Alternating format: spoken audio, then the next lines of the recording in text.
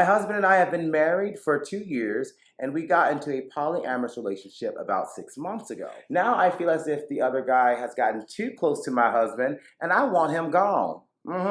Get out. Listen, if you can't, if you can't beat them, join them, and if joining them ain't no fun, go ahead and pack it up and go. So, I would tell them, you got to go. You got to go before you end up on the first 48. But, it's one of those things where. So I believe that this problem started way before the marriage that was been 2 years and way before the 6 month polyamorous relationship. Hello. And welcome to Common Courtesy TV, a conversation on modern society from an LGBTQ plus perspective. I am your host and moderator, Sean Nicholas, and here with me I have my I have my awesome co-host. We have Angelique Young. Hi, so excited to be back, guys. Finally back in the studio, and the vibes are right. So I'm super happy, and I love these topics. I'm so excited. And also, as well, joining us, we have our awesome co-host, Alicia. Yay! Yay! Just rolled in from Orlando, but you know what? Made it. You know what? I love your lovely blouse, and welcome back from last week. Welcome back, baby. Yes. All right, so let's get it started because we are recording here, filming live at the event space at Bold. And I'm gonna get Ivan with the 2 snaps and a bowl. Okay? All right. So we're talking love, sex, relationship because doesn't really matter what time of the year it is because we are rolling down to the holiday season, to the last and final days of this year of 2022. But we're always gonna have issues going on with sex, love, relationships. So I want to get into it. And I found these topics from Hotspots magazines, one of my favorite local LGBTQ plus publications. All right, so let's get started with this first letter. And this letter is about a polyamorous relationship that has gone awry. Let's get into it. Dear Andreus, my husband and I have been married for 2 years, and we got into a polyamorous relationship about 6 months ago. I was never into that sort of thing, but the other guy was really nice, and I thought we had a good understanding. Now I feel as if the other guy has gotten too close to my husband, and I want him gone. I have said something to the other guy about it, but he doesn't want to leave. The situation has become increasingly uncomfortable for me. I just want him out. He has been staying with us for the last 3 months, and it is overkill. What do I do? Okay, what? I already got something here, but let me go to you ladies. What would you tell this guy first? Let me go to Angelique first. Get out.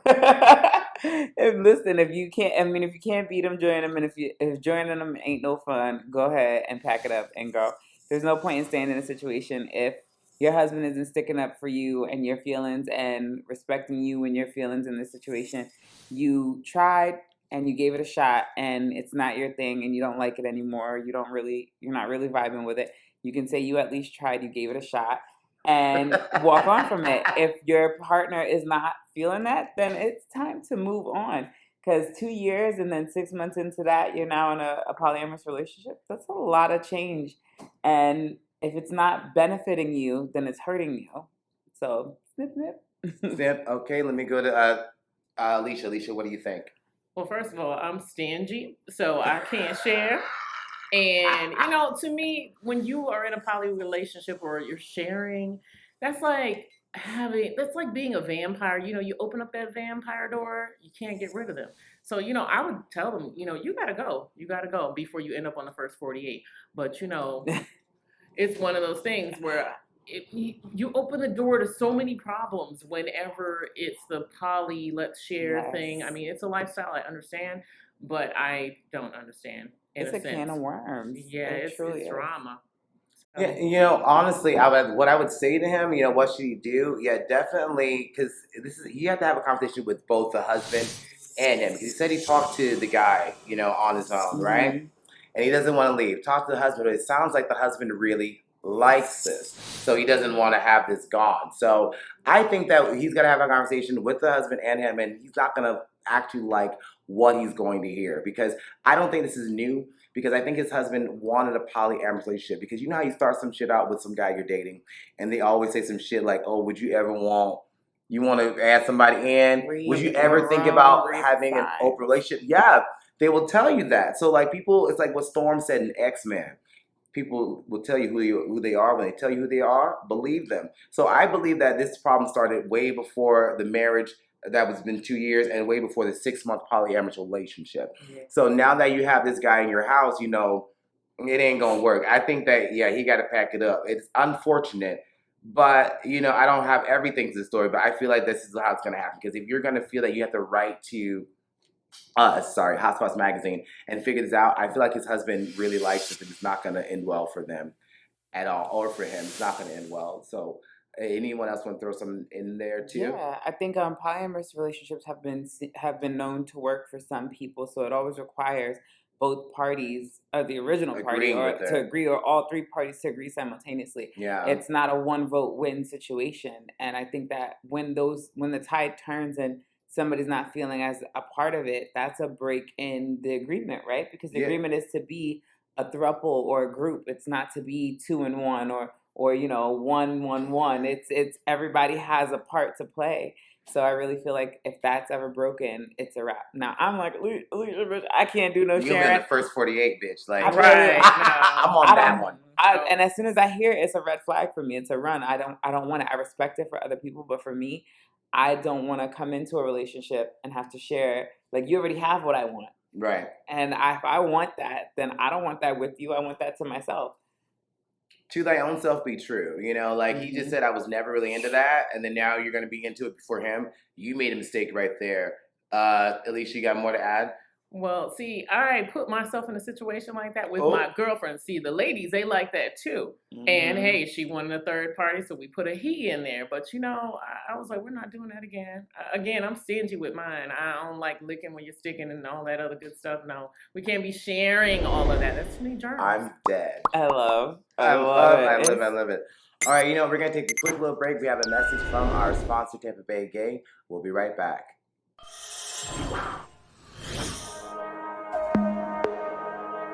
Hey everybody, this is Dave with Tampa Bay Gay. This week starts the holiday shopping season, Cyber Monday, Giving Tuesday. So I'm going to check out some online shopping while you guys check out the LGBTQ events happening this week. This Giving Tuesday, we ask that you please consider donating to one of our supporting nonprofits like Jobsite Theater, Tampa Pride, Metro, and more. On Tuesday, November 29th, Raquel Blue and Miss Closet Ball 2023 are set to raise money for the Kind Mouse at Drag Queen Bingo with Alexis Delamere. See you all Quench Lounge at 8 p.m. It's been a month, so dust off your balls and head on down to Dunedin Lanes on Thursday, December 1st for Pride Bowling Holiday Edition. Your $10 cover gets you unlimited cosmic bowling and shoes. Doors open at 10 with giveaways, drink specials, and a holiday-themed drag show at midnight with special guest Esme Russell. We'll see you there. On December 3rd is Jobsite Theater's annual fundraiser, Jobsite Rocks, happening at New World Brewery in Tampa. The night includes a silent auction, drawings, live musical entertainment, and more. Tickets are on sale now. This is their largest fundraiser of the year. At Metro Inclusive Health on December 1st, Queer Teen Hangout Night in Tampa and St. Pete. Then on the 4th is Outside the Binary, a peer support group offering a safe space for those recognizing as non-binary. Last call for local LGBTQ artists. Tampa Fringe Festival applications are open and final deadline is December 10th. All you need is a company name and title. Fringe show can be anything on stage, including music, theater, magic, and more. You can find info on all of our supporting nonprofits by visiting TampaBayGay.com. Thanks for watching. We'll see you next week. Visit TampaBayGay.com for the latest digital content and events. Also, please like, share, and subscribe on all platforms. Hey, that's what's going on this week in Tampa Bay. I'll be stealing that. I steal that from What's Love Got to Do It. I feel like that's how I turn to be talking. He's like, five. Get over here, anime. Anime. You gotta try this cake, anime. Come on, you gotta try. I don't want no damn cake. Come on, anime, try the cake. Anyway, all right, let's get back to let's get back to our topic today. So, all right.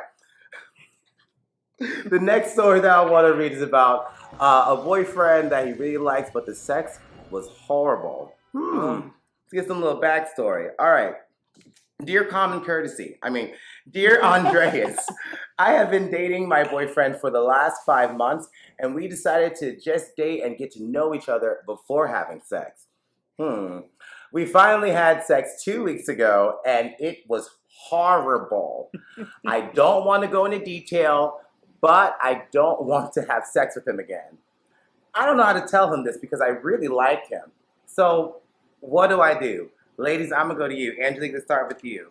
What would you tell this guy? That's a deal breaker for me. I've been in sexless relationships before. I've been in relationships where the sex is minimal or it's like somewhat, and I mean, to some extent, yes, you can teach someone how to please you, but if it's really truly bad and they're doing something that doesn't really resonate with you or like how you like to be pleased, then that's something that like I don't know. On one hand, I say be honest, tell them how you feel, tell them what's wrong, and give them the opportunity to fix it and see where it goes. But if it was truly that bad, that it sounds like it was horrible. Like, I don't know what happened.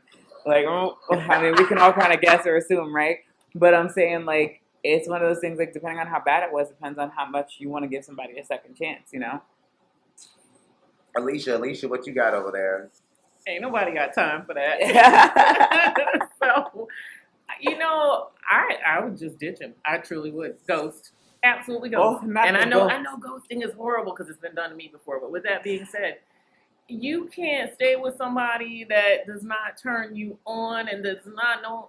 If you don't know what you're doing, you got to go. Either that or we're going to have to give you some lessons. We're going to call you on the phone, Sean. Oh, no. Yeah, I am a sex expert, apparently. No, but were you all done? You got more? Well, I just feel like, you know what, a sexless relationship is not going to work, especially if you're a sexual person. Personally, I'm not a sexual person, believe it or not. Oh. So, I mean, I'm kind of cool with not having sex, but, you know, if you suck on top of that and, you know, I want to try a little something, I'm going to need for you to get it together. I'm going to have to get you some videos, some instructions. Some YouTube tutorial on that bitch. But you know what? You can't teach talent, and that's what sex is. I think you got to be talented at it. Yeah, you can't be a teacher. Trust me, I know. But he says it was horrible, right? He says, I don't want to have sex with him again. I kind of want to ask, I almost want to go and call and ask him, like, what happened? Because it might be something like that, right? Like, some guys are into, like, some things that you're not into, like, and it's like a non-negotiable, right? Yeah. Like, what if it's BDSM, right? I don't like getting my ass spanked. Maybe it's a generational, like, you know, slavery thing. Yeah, it feels like somebody, slavery. you know, the other night, this dude slapped me with, like, you know, one, it's like little chain, but it felt like a whip, you know, and I was like, damn, bitch, I almost didn't want to fuck, you know, 'cause I was like, it can take you out your senses. It really can. It'll take you right out of that whole shit just drop, zip, boop, like a balloon being popped. Like when you let all the air out, it just, boop. No. But I wanted to, like, say, like, you know, he dated this guy for 5 months. So, like, I think that it took too long for that to, like, really solidify. Because 5 months is a long time without sex. And you're kind of, like, building yourself up for, I don't know, you know. I think that within, like, how long you think? Like, I would think within 3 months, you got to have sex, you know, if you want to continue dating them. Because he called him his boyfriend. He called him his boyfriend before having sex. So I've never heard about being a boyfriend without being exclusive, kind of. High school. You know? Middle school. It happens all the time. I think, honestly, like, for the relationship aspect, I like that idea. I like the idea of the person getting to know me and falling in love with me rather than falling in love with how good I am in bed. So I take that risk in knowing that.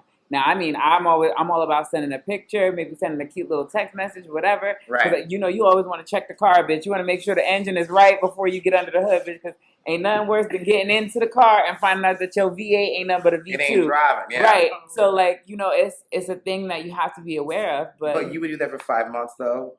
I've done that before. When it comes to dating and you're really looking for somebody sturdy, long-term relationships, I want to put you through the ringer. You're lucky I don't make you 8'6" because I'm like, I want to make sure you're invested in me and this and more than that, which in return, if we did have bad sex the first time, I could chalk that up to, like, you know, depending on if he's a quick draw McGraw or if it was just, you know, like, you know, an odd situation. I don't know what that was, but I want to give them that proper opportunity to find our rhythm, because I can't expect somebody to be magic the first time all the time. That's what porn does. That's a whole nother topic. Yeah. But, you know, like, it makes you think that these people are just going to walk in the room and be these fucking amazing sexual partners. And if you don't know their sexual history, there's so many variables. We really need you to come on back and tell us what the fuck happened. Because, but I think he's, like he just said, I don't want to have sex with him again. So I'm like, I don't think he's going to. It's a turn off. It's something is now turned off. He's turned on before, and now he's turned off. Maybe it was and funky on top of that. You never know. You know what I mean? It could be like a body issue. It could have been anything. he needs to give us a call because I want to know what happened too. Right. Yeah, but you know what? Even if he gave you a call, he probably won't even tell you because he said, "I don't want to give any details." He's not going to tell me that again because you know how you see some of the black guy, they already been told once. So I would have to think that if he doesn't want to have sex with the guy again, he obviously likes him, doesn't want to hurt his feelings. But you can't have a relationship like you said. You can't have a sex relationship. So you have to be honest. If this is non-negotiable, if you can have sex, if you can have a relationship without having sex with them, because obviously it's so horrible that you don't want to go back. Then it has to be, you have to like maybe skip rocks. Have that honest conversation to thy own self be true. If it wasn't that good, talk about it. Because obviously maybe it wasn't that good for him either. 5 months in the dirt, bitch, I'm going to say something. And I'm not going to protect your feelings in the sense of that this was actually worse. I would have just pulled you aside and been like, what was that? Like, is this normal for you? Because this is not normal for me. I'm the type of person who I've smacked somebody in the middle of sex before. Like, I've literally been like, what the fuck are you doing? Like, this is not okay. Like, when you bring those whips out, hell no, nigga. Like, no, I ain't Toby tonight. And I'm all about finding your kink and doing sexual limitations, like learning new things. But that's also a conversation you should be having before you get in the bedroom. Because if you into pee and I'm not, then that's a problem. Or like polyamorous relationships. We ran out of time, guys. We'll be right back.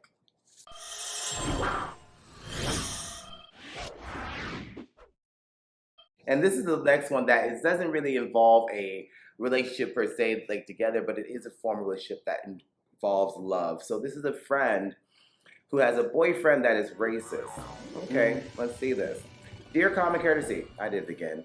My friend's boyfriend is racist. We are a circle of Latino friends, and his boyfriend is Caucasian.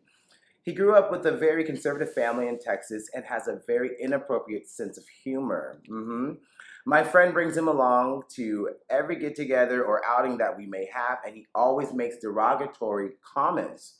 I have had enough, but I don't want to confront him for the sake of my friend.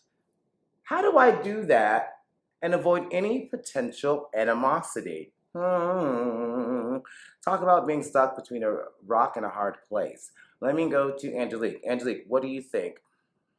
How does he avoid any animosity about bringing this up? It's unavoidable. You have to think about it this way.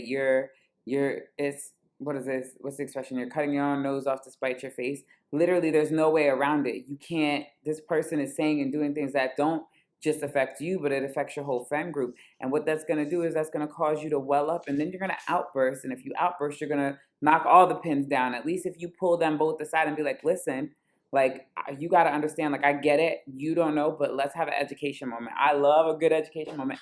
And I'm the kind of person who I'd rather educate you on the spot as your warning shot. Right. So when you make the derogatory term, I'm going to say, no, that's not, no, and then correct you for your first shot. And then that way, when it comes up again, not me.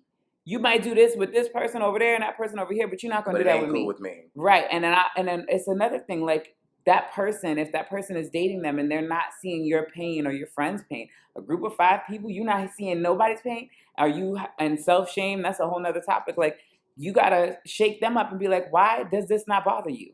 How are you not offended? Yeah, exactly. I'm like, why are you that in love that you're willing to put aside all of your respect for yourself? Like, you're not going to let them come to sit at the dinner table with your mother and talk like this, are you?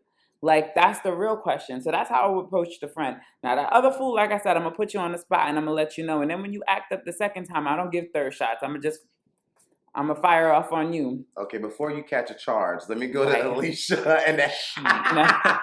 Well, I have a more laid-back approach. I'm going to talk to the friend first and say, look, I'm going to let you straighten this out now.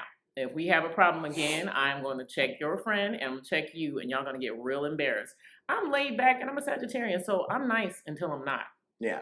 And so pretty much you better handle that. And I've had this situation happen because hanging around with a bunch of Latinos, you see, I'm here black, but I'm a Afro-Latina. And they don't think I speak Spanish, and I do. And I've been in that situation where they want to say some racist stuff, and I'm standing there watching and listening.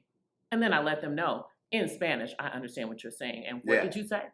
So I'm nice until I'm not. I know how to say going your way. Oh, what that bitch? Yeah, but this is like kind of like what we kind of see in today's world, which is kind of weird because this was like just only a couple months ago that he wrote in about this, that you have a friend, doesn't matter where he's from, he lives in America.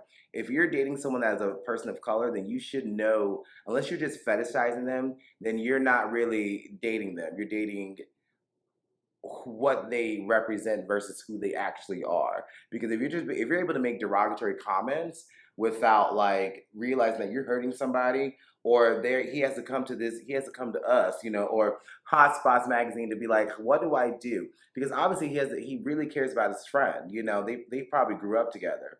You know what I mean? He don't want to just go in this big like, hey, snuff him. He just kind of want to have a conversation. So I don't know, because it kind of comes down to this one thing where it's like your friend's gonna choose either it's almost you or him, because it sounds like they don't want him around anymore.